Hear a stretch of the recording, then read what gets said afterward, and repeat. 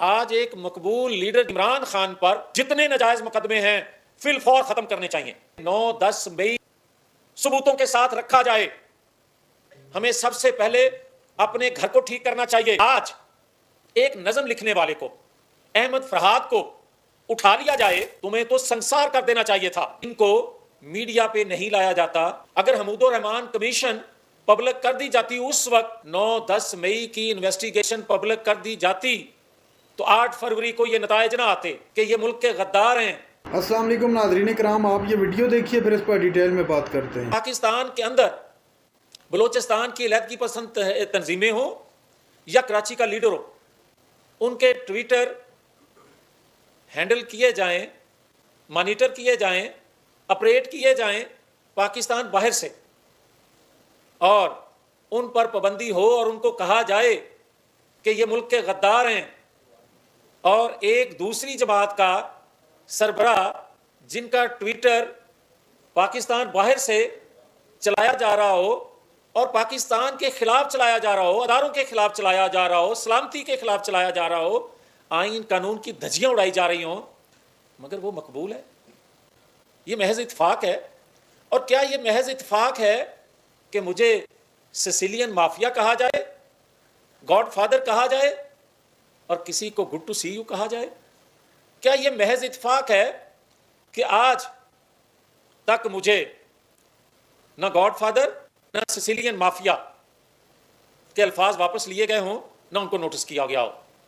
مگر آج میں ایک سوال کرنا چاہتا ہوں کہ آج ایک مقبول لیڈر جس کو کہا جا رہا ہے، اور یہ بھی میں واضح کرنا چاہتا ہوں، اگر 9-10 مئی کی انویسٹیگیشن پبلک کر دی جاتی تو 8 فروری کو یہ نتائج نہ آتے جس کو بنیاد بنا کے مقبول کہا جا رہا ہے. اگر حمود الرحمان کمیشن پبلک کر دی جاتی اس وقت تو آج کسی کو 9-10 مئی کرنے کی جرت نہ ہوتی. اور اگر 9-10 مئی کو جو انویسٹیگیٹ ہوئی، جو ماسٹر مائنڈ، سہولت کار، منصوبہ ساز آج بھی پبلک نہیں کیے جا رہے ان کے نام، تو آپ خدا نخواستہ دعوت دے رہے ہیں آئندہ کے لیے 9-10 مئی کرنے کو. پھر مجھے یہ بتائیں کہ ان کے بنیادی حقوق سلب ہوتے ہیں 9-10 مئی کرنے والوں کے کہ ان کو میڈیا پہ نہیں لایا جاتا. تو جب یہ کہا گیا تھا ایک جماعت کی مقبول لیڈر کو کہ سمیش کر دیں گے، تو میں نے تو یہ صرف کہا تھا کہ ایسا نہیں ہونے دیں گے. میں نے تو یہ کہا تھا کہ اگر خدا نخواستہ ایسا کیا گیا تو کٹہرے میں کھڑا کریں گے. میں نے تو یہ نہیں کہا تھا کہ 9-10 مئی کی طرح ہم کر کے دکھائیں گے. میں نے تو صرف یہ کہا تھا کہ روکا جائے، بجائے اس کے کہ جس نے کہا کہ سمیش کر دیں گے اس کو بلایا جاتا کٹہرے میں، اس کو اس وقت کے عدالتی نظام کے لوگ بلاتے، الٹا مجھے غداری میں بلا کے بٹھا لیا گیا.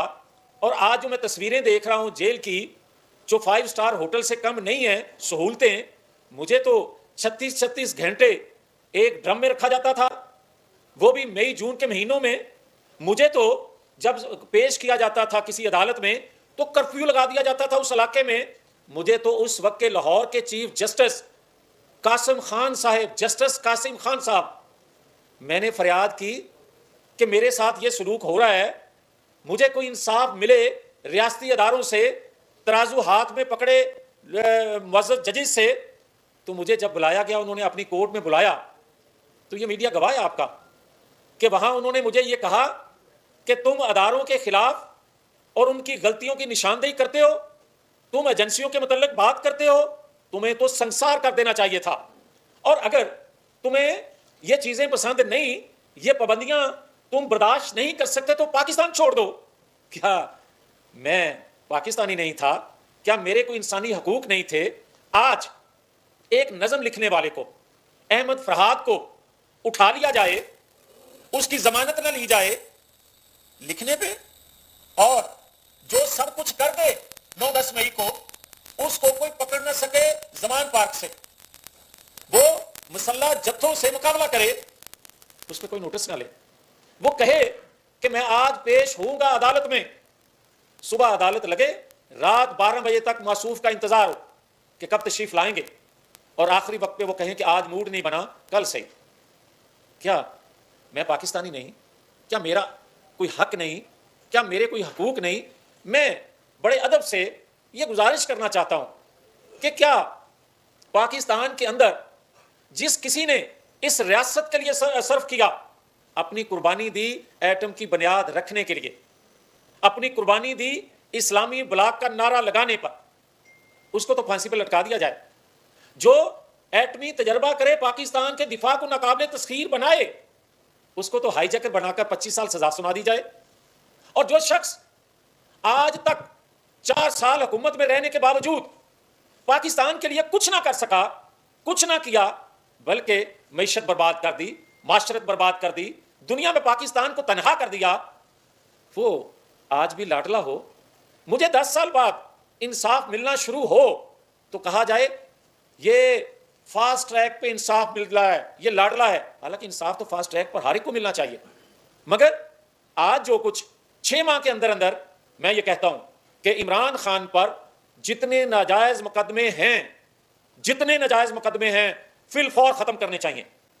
مگر میں یہ کہنے میں حق بجانب بھی ہوں کہ یا تو عمران خان 190 ملین پاؤنڈ، یا تو عمران خان 9-10 مئی، یا تو عمران خان عدت کیس، یا تو عمران خان سائفر کیس، اس کے لیے قانون بدل دیں، اس کو چھوڑ دیں، یا قانون کے مطابق فیصلے ہوں، میرے لیے بھی کسی اور کے لیے بھی۔ مجھے یاد ہے آج تک ڈان لیکس، میں اگر یہ بات کروں کہ اپنی حدود و قیود میں ہمیں رہنا چاہیے، ہمیں سب سے پہلے اپنے گھر کو ٹھیک کرنا چاہیے، تو میں غدار ٹھہرا۔ وہ ڈان لیکس میرے لیے غداری کا تغمہ بن گئی، اور یہ جو کچھ بھی کہتا جائے، ٹویٹر پہ کہے، کسی کو غیر ملکی کوئی انٹرویو دے، سب کچھ کہہ دے، اور یہ لاڈلا کہلائے، اس کو کوئی پوچھنے والا نہ ہو۔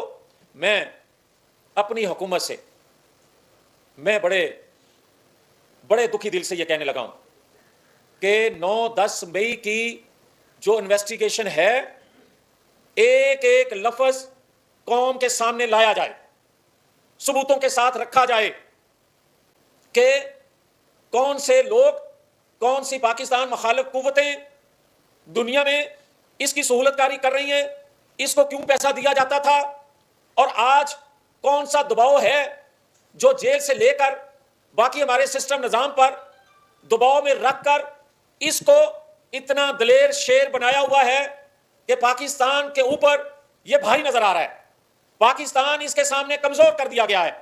یہ قوم کو بتایا جائے، اور جب جب پاکستان معیشت مضبوط ہو، پاکستان کے حالات بہتر ہوں، تو پاکستان کے اندر 75 سالوں میں اس وقت انتشار پیدا کیا جاتا ہے۔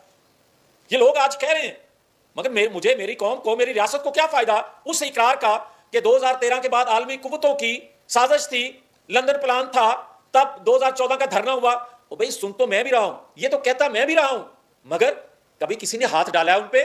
مجھے یہ بتائیں کہ ثاقب نثار نے جو فیصلے دیے، سب اقرار کرتے ہیں کہ اس نے غلط فیصلے دیے، سب اقرار 45 سال بعد کرتے ہیں کہ ذوالفقار علی بھٹو کو غلط پھانسی ہوئی، مگر کیا ان ملزموں کو، اگر وہ ملزم اگر دنیا فانی سے جا چکے ہیں، تو بھائی 2017 کے 2014 تک کے ملزم جو ہیں، فیصلہ کروانے اور کرنے والے تو زندہ ہیں، ان کو تو ناظرین کرام، آپ نے ویڈیو دیکھی، جاوید لطیف پریس کانفرنس کے اندر پھٹ پڑے۔